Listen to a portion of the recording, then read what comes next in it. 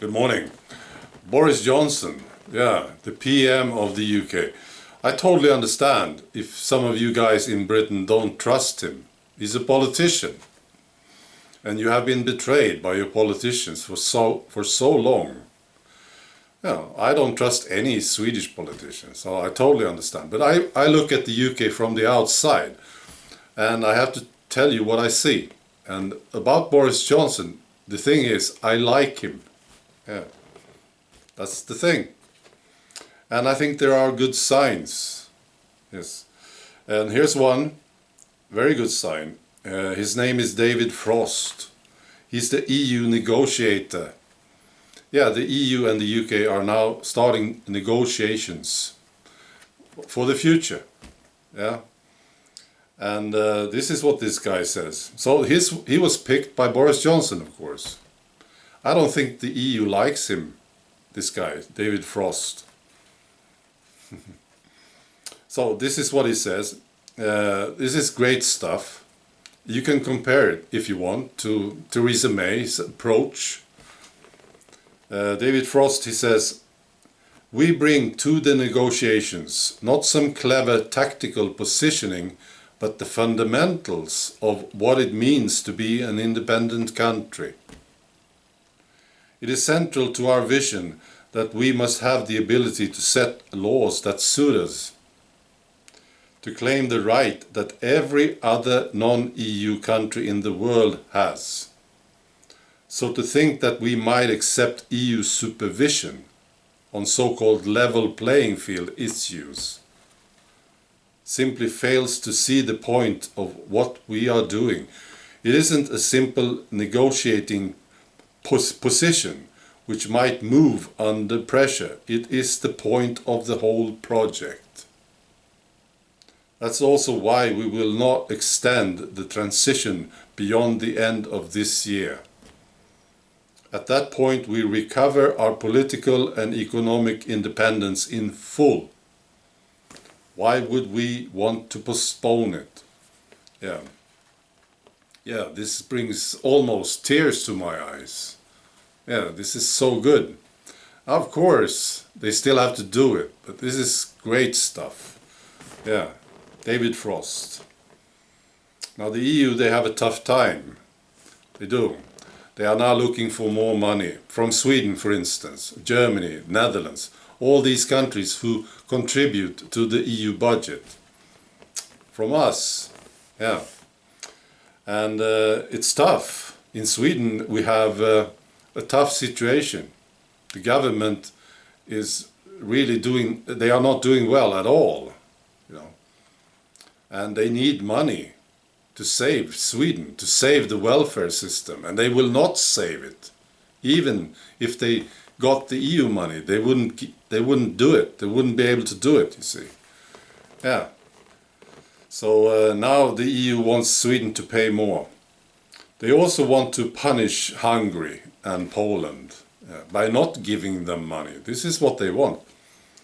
It's not a policy yet, but this is what they want to do, Because Hungary and Poland and others, but it's mainly Hungary and Poland, they are not doing what the EU wants them to do, and they use this as an excuse now to save money. That's the plan, at least. That's right. So this is not a good idea. Well, not a surprise. Did you ever see any good ideas from Brussels? So this will just add to the confusion and the conflicts. And, these countries, Poland and Hungary, they are in the EU voluntarily. They are member states. But still, they want to do what nations wants to do. They want to be independent. They want to decide for themselves what to do. They don't want Brussels to tell them. See? So this is not good for the EU. I hope it's going to fall very soon. Very, very soon. Don't give them any money. No. Right. In Sweden it's interesting right now. We have debates, a lot of talk about these robberies, these sadistic robberies against Swedish youth. Yeah. And there was a debate the other day, and one of the guys who was in the studio, his name is Panshiri, and he's an interesting guy because he's from Iraq. He's been living here, I think, most of his life, maybe all of his life. He became a police officer, and then he started to talk, speak up, and he's basically a racist. Yeah, he is. And he was there, and media, they have a problem with this guy because they can't really attack him for being racist. It's tough because he's from Iraq. Yeah, but he's telling the truth about these robberies. He says these immigrants, they pick Swedish guys, Swedish youth, and attack them, rob them, humiliate them, because it's safe.